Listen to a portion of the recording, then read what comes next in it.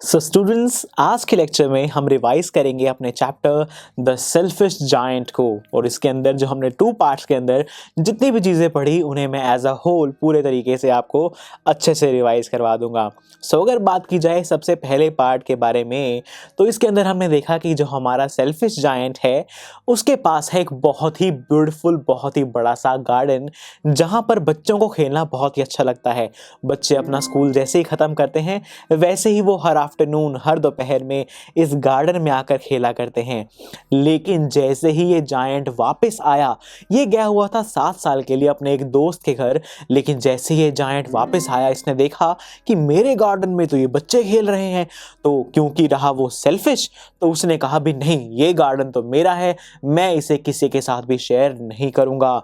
और उसने बड़ी बड़ी सी दीवारें बना दी इस गार्डन के चारों तरफ और लिख दिया दैट ट्रेसपासर्स विल बी प्रोसिक्यूटेड, यानी कि जो भी बिना परमिशन के इस दीवार को क्रॉस करके मेरे गार्डन में आएगा उसे प्रोसिक्यूट किया जाएगा, उसे पनिशमेंट दी जाएगी। जिसकी वजह से जो बच्चे बेचारे हैं वो गार्डन में आना बंद हो गए।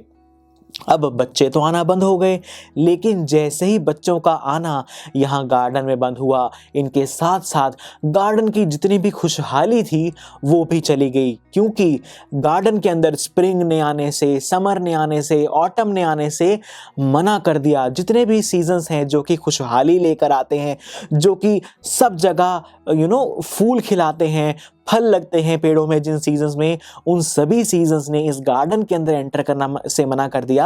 क्योंकि उन्होंने कहा कि ये जायंट बहुत सेल्फिश है, हम इसके गार्डन में कोई खुशहाली नहीं आने देंगे। जिसकी वजह से इसके गार्डन के अंदर हर जगह विंटर, स्नो, फ्रॉस्ट और हर जगह ये दुख भरा मौसम सब जगह फैल गया। अब ये जो जायंट था ये बहुत बेसब्री से स्प्रिंग का इंतज़ार करने लगा कि कब जाकर ये विंटर ख़त्म होगा, मेरे गार्डन के अंदर स्प्रिंग आएगा और मैं भी खुशहाली वाला मौसम देख पाऊंगा। लेकिन कोई भी नहीं आ रहा था इसके यहाँ, कोई भी खुशहाली वाला मौसम नहीं आना चाहता था क्योंकि बच्चे नहीं आ रहे थे।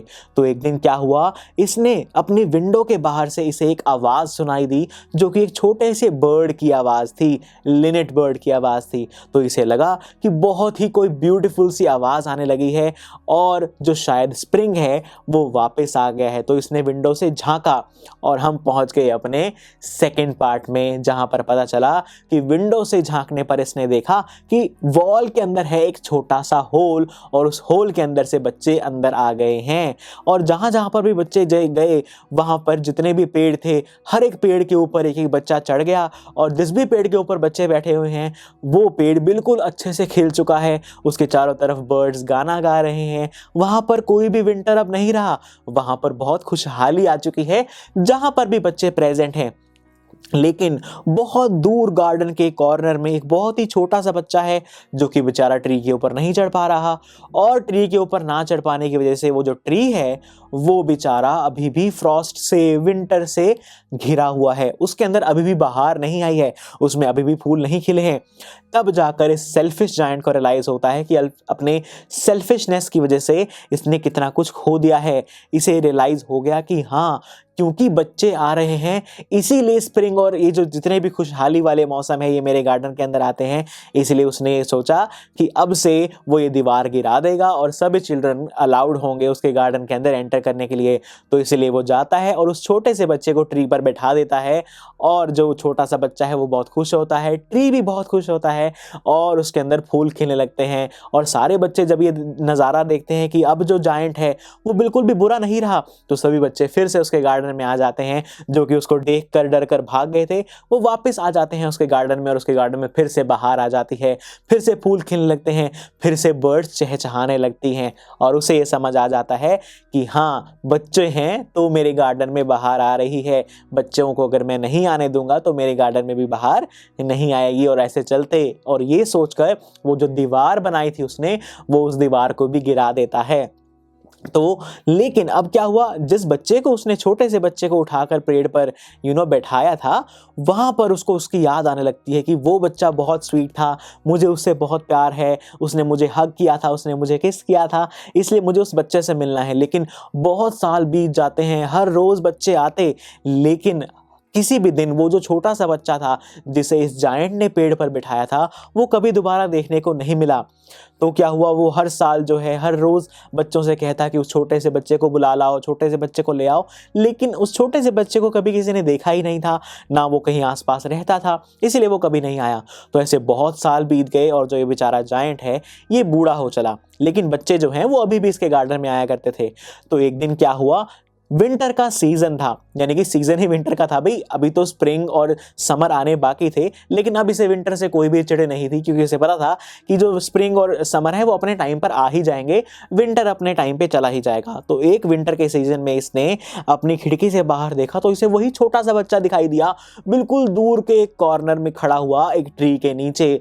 और वो जो ट्री था वो बिल्कुल ब्लॉसम था, यानी कि विंटर के सीजन में भी उसमें फूल लगे हुए थे, फल लगे हुए थे, उस ट्री की ब्रांचेस गोल्डन कलर की थी, उसके अंदर से सिल्वर कलर के जो फ्रूट्स हैं वो लटके हुए थे, राइट। और वो ये देखकर बहुत खुश हुआ, उस बच्चे को देखकर उसे जायंट को बहुत खुशी हुई। वो भागता हुआ उस बच्चे के पास गया और जैसे उसने बच्चे को देखा तो उसे पता चला कि उसके हाथों पर और उसके पैरों पर ना कुछ चोट के निशान हैं। तो उसे बहुत गुस्सा आया कि इस बच्चे को मारा किसने, आखिर किसने तुम्हें चोट पहुंचाने की कोशिश करी। उसने उस बच्चे से पूछा, जिसने भी तुम्हें चोट पहुंचाई है मैं उसे अपनी बड़ी सी तलवार से मार डालूंगा।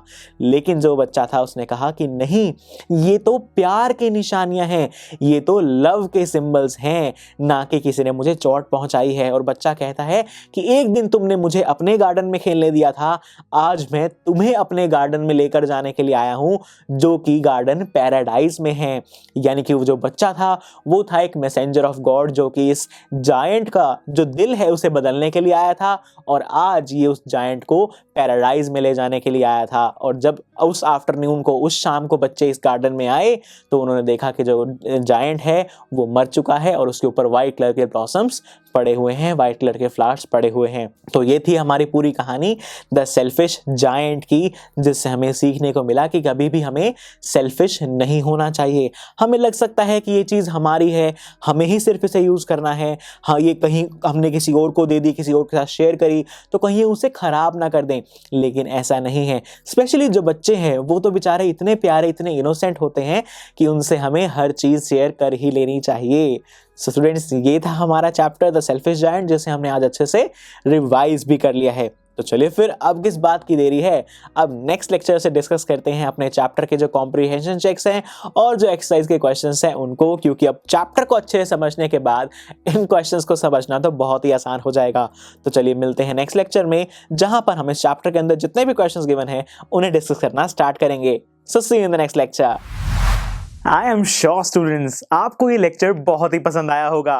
तो अगर आप अपने हर कंसेप्ट को इतने ही मजेदार और इंटरेस्टिंग तरीके से क्लियर करना चाहते हैं तो डाउनलोड कीजिए हमारी PuStack ऐप, जहां पर आपके लिए और भी बहुत सारे ऑप्शंस अवेलेबल हैं, जैसे कि sample papers, back exercise solutions, written answers and much more. So what are you waiting for? Download the app now.